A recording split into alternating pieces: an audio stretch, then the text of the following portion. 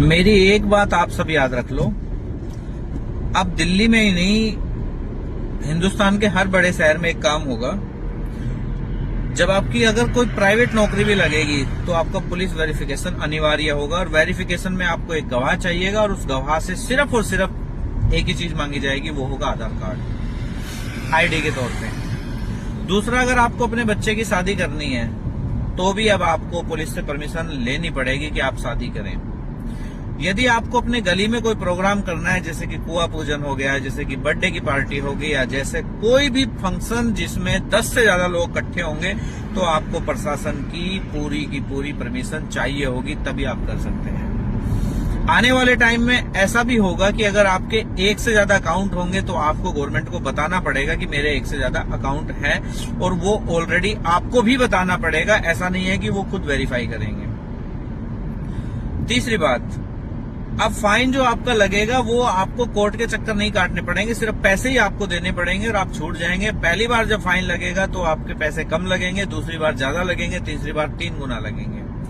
तो डिसाइड आपको करना है। इसके बाद जो आपको कंट्रोल होने वाला है, वो कंट्रोल 2027 में लगभग हो जाएगा कि आपको जो पैसा दिया जाएगा सीबीडीसी, वो प्रोग्रामेबल होगा, और उसमें हर एक, जितने लोग भी सरकारी नौकरी करते हैं चाहे प्राइवेट नौकरी करते हैं, उन सब लोगों को जो पैसा दिया जाएगा उसका एक कोटा दिया जाएगा।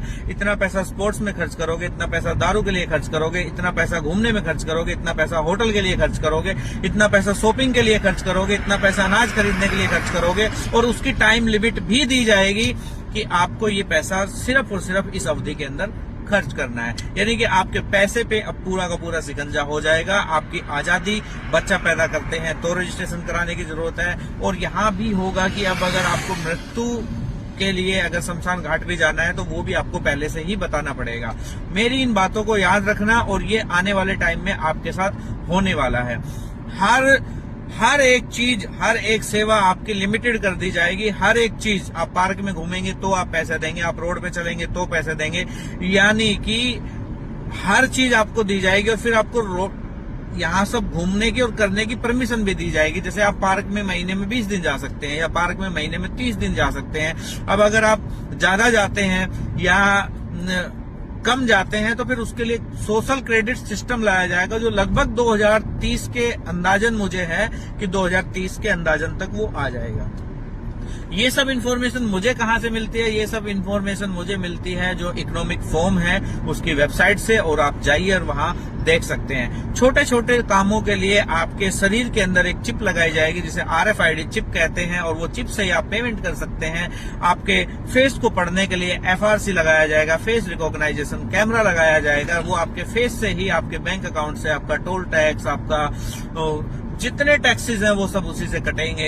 अगर आपका FRC ने पकड़ा है, आपके हाथ में पॉलीथीन है, तो पॉलीथीन अगर बैन हुई तो उस पॉलीथीन का भी आपसे चार्ज काट दिया जाएगा।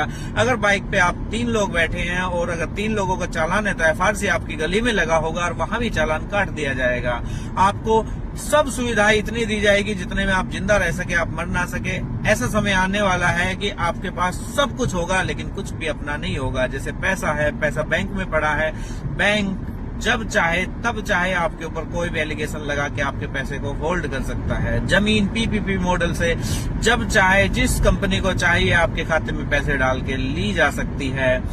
और तो और आपका अधिकार अब आपके बच्चों पे भी नहीं रहेगा, क्योंकि आपने अपनी कंसल्ट RID की तरफ से टीचर्स को दे दी गई है। बच्चे शादी करने के लिए 21 साल के होने चाहिए, लेकिन लिव इन में रहने के लिए 16 साल बहुत है। ऐसी बहुत सारी चीजें और बहुत सारी जानकारी और भी आपको पता लगती रहे तो मेरा YouTube चैनल भी है, उस पर भी आप जा सकते हैं, और Facebook पे तो मैं लगभग हर रोज आता ही हूँ। देखते रहिए, साथ देते रहिए, कमेंट करके बताइए कि मैंने जो कहा है आपको क्या भरोसा होता है कि ऐसा कुछ होने वाला है। Thank you.